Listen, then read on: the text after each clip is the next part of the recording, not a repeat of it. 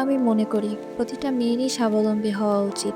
কারণ স্বাবলম্বী হওয়া মানে শুধু নিজের জীবন চালানো নয়, এটি আত্মবিশ্বাস, নিরাপত্তা এবং স্বাধীনতা প্রতীক।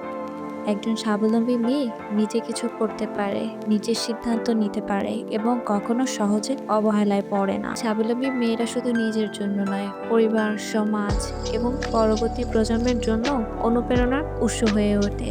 আমাদের প্রত্যেকের দায়িত্ব মেয়েদের এই শক্তি ও স্বাধীনতা অর্জনের সুযোগ করে দেওয়া। মেয়েদের স্বাবলম্বিতা শুধু তাদের ব্যক্তিগত জীবনের জন্য গুরুত্বপূর্ণ নয়, এটি সমাজ, পরিবার এবং পরবর্তী প্রজন্মের জন্য একটি বড় উদাহরণ। যখন একজন মেয়ে নিজের পায়ে দাঁড়ায়, নিজের সিদ্ধান্তের জন্য দায়বদ্ধ থাকে এবং নিজের স্বপ্ন পূরণের জন্য কাজ করে, তখন সে শুধু নিজের জীবনকে নিরাপদ ও সুন্দর করে না, বরং অন্যদের জন্য পথ তৈরি করে। এর কিছু মূল কারণ আছে, আজকে আমি আপনাদের সাথে তা নিয়ে কথা বলবো। চলুন জানা যাক কারণগুলো। নাম্বার 1, আর্থিক স্বাধীনতা। নিজের খরচ, শিক্ষা, প্রয়োজন নিজস্বভাবে সামলাতে পারলে মেয়েরা আর কারো ওপর নির্ভরশীল থাকে না।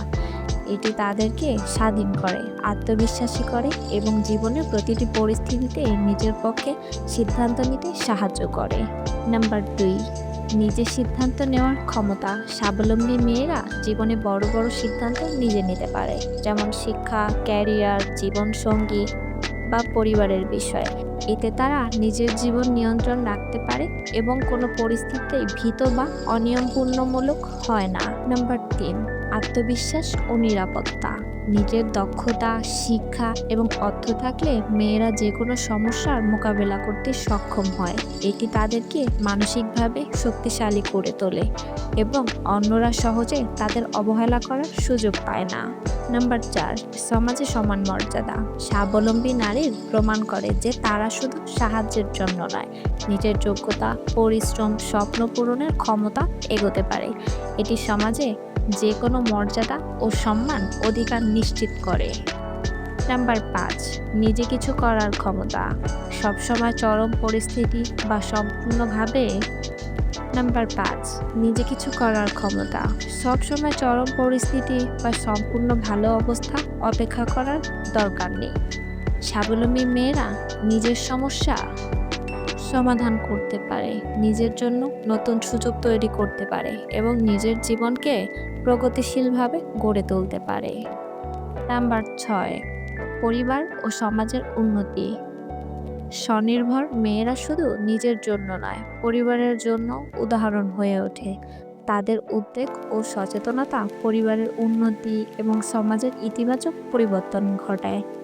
নাম্বার 7, মুক্তি ও স্বাধীনতা। স্বাবলম্বিতা মানে নিজের ইচ্ছা ও স্বপ্ন পূরণের স্বাধীনতা।